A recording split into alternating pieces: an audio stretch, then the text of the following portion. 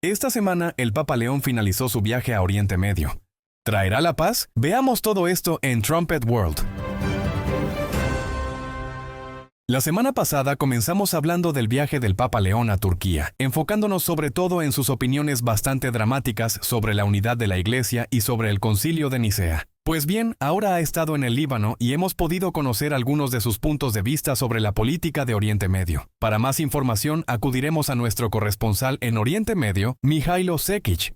Sí, como usted ha mencionado, esta fue una segunda parte. Realizó una visita de 3 días en Beirut, del domingo al martes. El Líbano no es un país de mayoría católica, pero todavía hay allí más de 1 millón de personas que pertenecen a alguna de las ramas católicas orientales de la Iglesia Católica. Así que el Líbano, podría decirse, es la primera tierra tradicionalmente católica que visita el Papa León. En comparación, la última visita papal que ha tenido el Líbano fue la del Papa Benedicto en el año 2012, es decir, 7 años después de convertirse en Papa, y el Papa Francisco nunca visitó el país. Así que el hecho de que Leo eligiera el Líbano como parte de su primer viaje al extranjero demuestra hasta qué punto considera importante su relación con la influencia del catolicismo libanés en el Líbano. El lunes pronunció un discurso en inglés ante el gobierno. Asistieron tanto el presidente, que es católico, como el primer ministro, que es musulmán suní. Anunció que el tema de su viaje se basaba en Mateo 5, versículo 9, bienaventurados los pacificadores. Utilizó esa palabra paz más de 20 veces en su discurso. Así que se podía ver que con toda la agitación que el Líbano ha tenido con Hezbolá, con la breve guerra con Israel, esto está definitivamente en su mente para intentar al menos traer algo de consuelo y esperanza y quizás incluso solucionar problemas a los libaneses. Su discurso fue digno de mención por varias razones. Ciertamente hay millones de libaneses aquí y en todo el mundo que sirven a la paz en silencio, día tras día.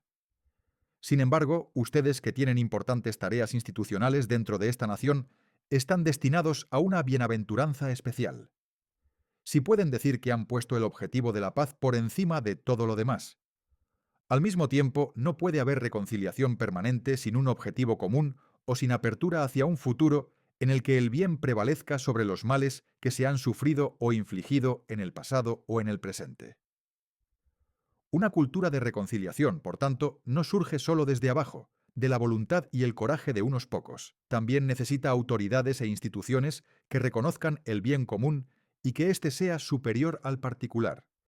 Ese fue un segmento de su discurso en el que respaldó al gobierno libanés y todo lo que están haciendo. Ahí es necesario algo de contexto. El nuevo gobierno del Líbano solo llegó al poder desde el pasado enero con una plataforma de aceptación del acuerdo de cese al fuego con Israel sobre el desarme de Hezbolá y la eliminación de su influencia militar en el país. Y eso fue recibido en un principio bastante bien por muchos en Líbano, cuando llegaron casi un año después. Apenas se ha hecho nada al respecto. Hezbolá no se ha desarmado. En todo caso, están recuperando rápidamente su fuerza. Israel sigue atacando a Hezbolá y el gobierno libanés se ha visto atrapado en medio, sin hacer realmente nada al respecto. Ha hecho algunas declaraciones enérgicas para ambas partes, pero aparte de eso se ha mantenido al margen de la refriega. Teniendo esto en cuenta, los comentarios del Papa, se podría decir que está respaldando el plan original del gobierno y animando a más libaneses a que lo apoyen, y quizás incluso expresando un poco de impaciencia, como diciendo, ustedes dijeron que iban a hacer esto hace un año. Aún no ha sucedido. ¿Qué está pasando? Tenemos que empezar a acelerar el ritmo. No es lo único que dijo el Papa en su discurso, que me pareció interesante. Existen momentos en los que es más fácil huir o simplemente más conveniente trasladarse a otro lugar. Hace falta verdadero valor y capacidad de previsión para quedarse o regresar al propio país y considerar dignas de amor y dedicación incluso situaciones un tanto difíciles. Sabemos que aquí, como en otras partes del mundo, la incertidumbre, la violencia, la pobreza y muchas otras amenazas están provocando un éxodo de jóvenes y familias que buscan un futuro en otro lugar. Aunque es muy doloroso abandonar la patria, sin duda es necesario reconocer que mucho bien puede hacerles a todos que los libaneses estén repartidos por el mundo. Sin embargo, no debemos olvidar que permanecer en nuestra patria y trabajar día a día para desarrollar una civilización de amor y paz sigue siendo algo muy valioso. Ahora, como mínimo, esto es una óptica muy, muy diferente a lo que hemos visto durante todo pontificado del Papa Francisco. Francisco alentó repetidamente a los gobiernos occidentales a eliminar las barreras que favorecen la inmigración ilegal para acogerlos en sus países. El Papa León, en su primer viaje al extranjero, su primer viaje a Oriente Medio, y dice que no solo la gente tiene que dejar de salir de Oriente Medio, sino que tienen que quedarse en un país que es una zona de guerra, pero animó a la gente que ya ha emigrado, que ya se ha trasladado a países occidentales, que ya se ha establecido allí, a que regresen. Creo que esto tiene algo de estrategia. El porcentaje popular de cristianos en el Líbano como parte de su población está disminuyendo, la población musulmana está aumentando, ¿y quién cree usted que se va a tomar más en serio la llamada del Papa a regresar? Obviamente van a ser los católicos libaneses, así que quizás haya incluso un componente demográfico en esto y en animar a la diáspora católica libanesa a volver, pero en cualquier caso sigue siendo un discurso muy significativo del Papa. Gracias por estos puntos importantes de su viaje. Creo que otra parte importante fue la gran misa que tuvo lugar al final de su viaje, con una asistencia bastante masiva, en la que celebró esta ceremonia en el sitio de la explosión de Beirut.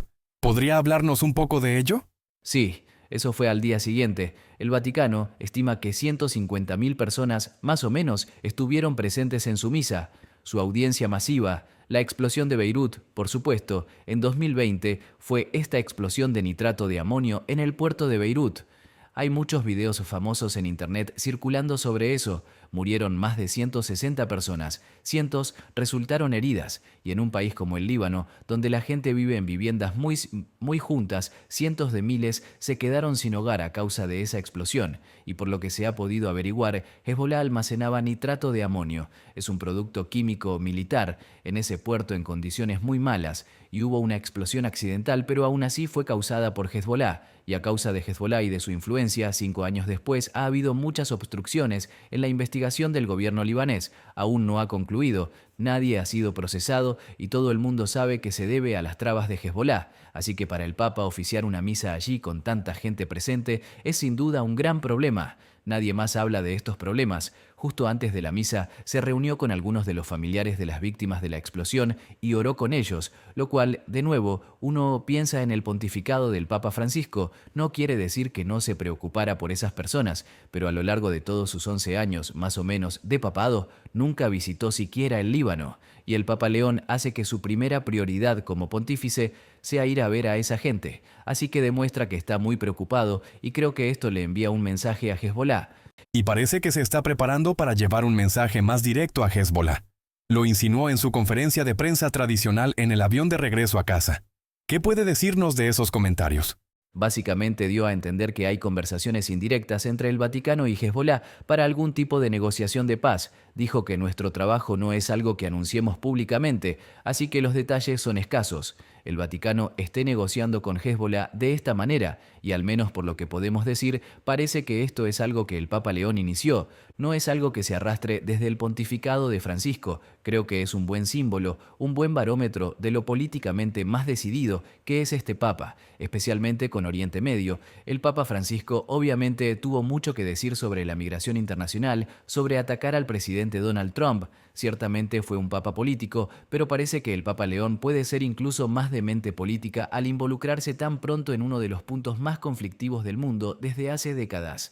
Y hablar con Hezbollah no fue lo único que anunció. También habló de hacer una visita a Argelia. También habló de hacer una visita a Estados Unidos, algo de lo que la gente estaba algo sorprendida porque el Papa Francisco no había hecho mucho de eso. Pero estamos viendo que el Papa León creo que tiene una agenda definida de tender la mano y tratar de construir lazos entre la Iglesia Católica y creo que el Islam suní. Pero incluso la Iglesia Católica en Europa y cualquiera de estos lugares que están disponibles, o que hay oportunidades para construir lazos con Latinoamérica también. Esto podría ser una contribución muy significativa de su parte a Europa y al poder emergente en Europa, y creo que esta es una profecía que se está cumpliendo. Hemos escrito sobre Europa cultivando esta alianza de musulmanes suníes, y ahora se ve al Papa Francisco desempeñando un papel importante en hacer realidad esa alianza, así que quizá podría hablarnos un poco más de esa profecía. Sí.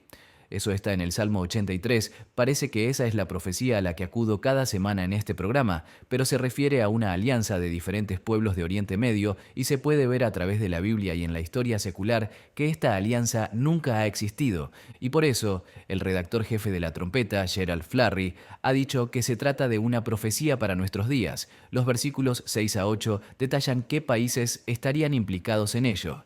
Si desean saber más sobre eso, tenemos un artículo de tendencias que entra en detalle sobre cada país y la nación de Oriente Medio a la que corresponde hoy. Quiero centrarme en Jebal y Tiro. Se trata de dos antiguas ciudades-estado fenicias situadas en el territorio del Líbano y que aún hoy existen en el Líbano como ciudades. Jebal está, o Biblos, como también se la conoce en el norte. Tiro está en el sur. El versículo 8 dice que también el asirio se ha juntado con ellos, menciona a el asirio. El asirio de hoy es Alemania, por lo que se predice una alianza entre pueblos diferentes. El Vaticano será fundamental en convertir a Europa en una superpotencia y la Iglesia Católica será fundamental en convertir a Europa en una superpotencia. Técnicamente no se menciona en esta profecía, pero con la inclusión de Asher, con la inclusión de este sistema europeo, observamos que la Iglesia Católica también tendrá un papel en la construcción de esta alianza. Y el Líbano tiene un papel increíblemente importante en ello debido a su alto porcentaje de católicos. En el año 2014, el señor Flurry escribió un artículo titulado ¿Por qué usted necesita prestar atención al Líbano?, en el que escribía que la población mayoritariamente cristiana del Líbano hace que este país sea diferente del resto del mundo árabe. Debido a su elevada población de árabes cristianos, el Líbano se ha convertido en un eje para la alianza del Salmo 83. Y si observamos la atención que el Papa León le está prestando al Líbano con este primer viaje al extranjero, parece que, al menos en cierta medida, realmente él ve la importancia clave que el Líbano representa, ya que este país es casi un puente entre el mundo europeo y Oriente Medio. Por lo tanto, esto es algo a lo que sin duda estaremos prestando mucha atención.